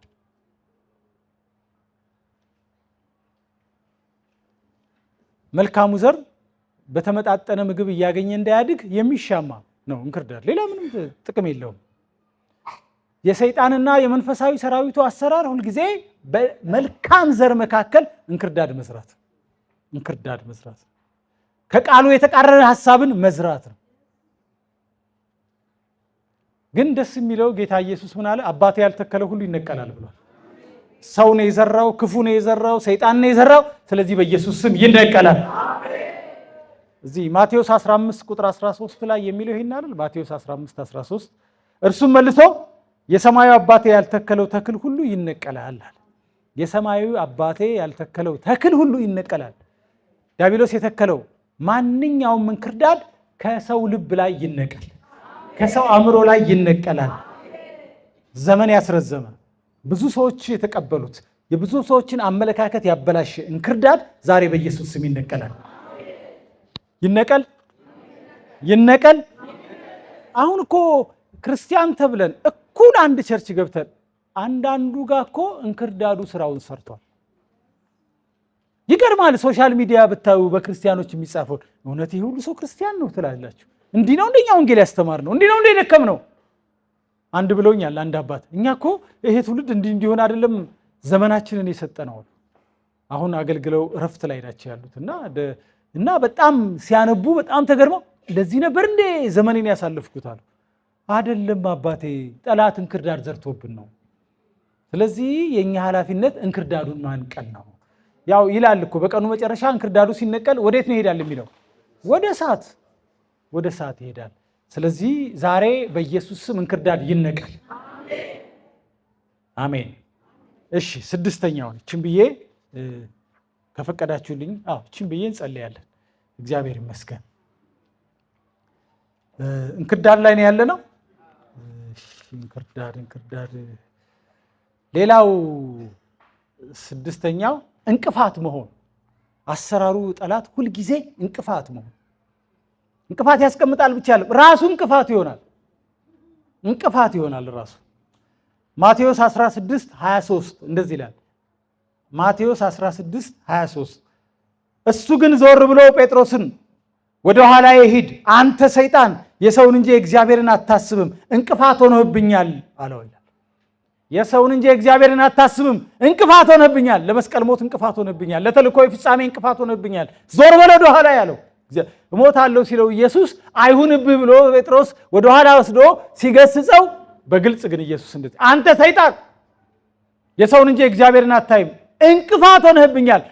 የመጣሁበትን የተላኩበትን ወደዚህ ምድር የመጣሁበትን ዋነኛ መሰረታዊ ምክንያት እንዳልፈጽም እንቅፋት ሆነህብኛል አለው።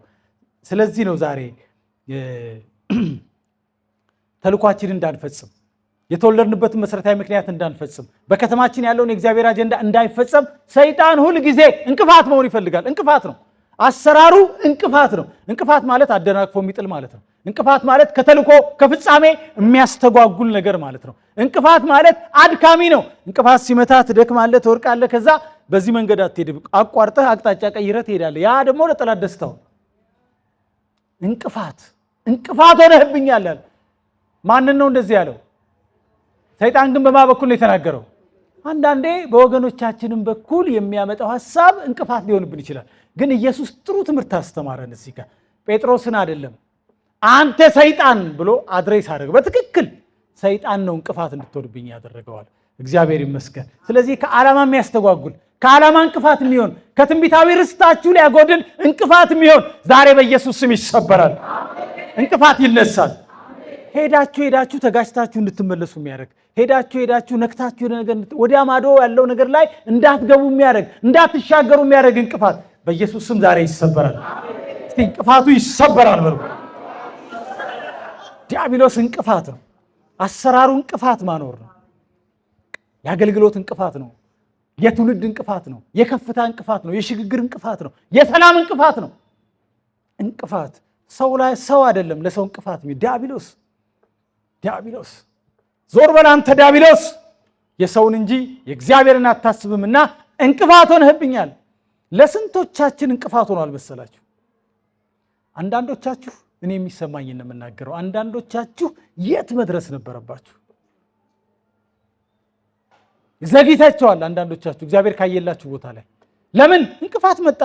ወዳችሁ እኮ አይደለም፣ መጥፎ ሰዎች እኮ ስለሆናችሁ አይደለም። እንቅፋት ዛሬ ይሄ እንቅፋት በኢየሱስ ስም ይነሳል። ይነሳ። እግዚአብሔር ይመስገን። አያችሁ፣ እንደዚህ ነው ሲዝት ዛቻው ትልቁን ኤልያስን እንኳን ተስፋ አስቆርጦታል። ከትክክታ ዛፍ በታች ሄዶ ተጋደመ። ከአባቶች ያልበልጥምና በቃ ነፍሴን ውሰድ አለ። ተልኮውን ሳይጨርስ መሄድ ፈለገ። የኤልዛቤል ዛቻ። በዘመናት መካከል ጠላት ዛቻ ነው የሚፈልገው። ይዝትብሃል፣ ስፍራህን ሊያስለቅቅ። ግን እግዚአብሔር ምን አለው? በመልአክ በኩል የተጋገረ ቂጣ እያበላ የምትሄድበት መንገድ ሩቅ ነው አሉ። አልበልጥም ከአባቶቼ ውሰድ እያለ፣ ኧረ ገና ሩቅ መንገድ አለ። እኔ አልጨረስኩም በአንተ ህይወት። እግዚአብሔር በእናንተ ህይወት አልጨረሰም። እግዚአብሔር በእናንተ አገልግሎት አልጨረሰም። ስለዚህ ማንኛውም የጠላት ዛቻ፣ እንቅፋት በኢየሱስ ስም ይወገዳል። ይወገድ። እንስማማለን። እንዳልኳችሁ መንፈሳዊ ውጊያ ትምህርት አንድ ነገር ነው፣ ግን እንደተማርነው ግን ተግባር ይፈልጋል። አውቀን ብቻ እንሄድ። ዛሬ እንቅፋቱን እንሰብራለን። ክፉ ሐሳብ ወደ ሰዎች ልብ የሚያስገባውን የክፉ መልእክተኛ እንሰብራለን።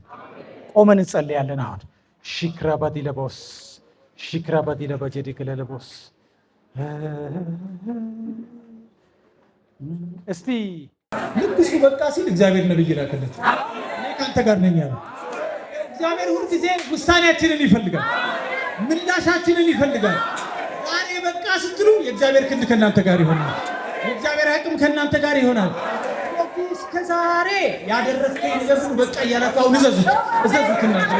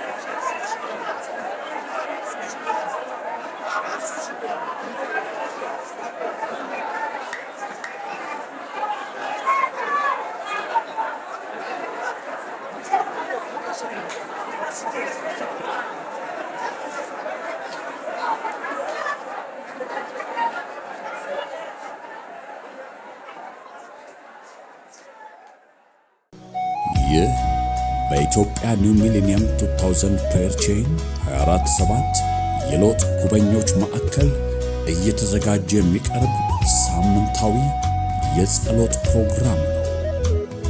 ቅዱሳን በያላችሁበት አብራችሁን በጸሎት ትተጉ ዘንድ በጌታ ፍቅር እንጠይቃችኋለን።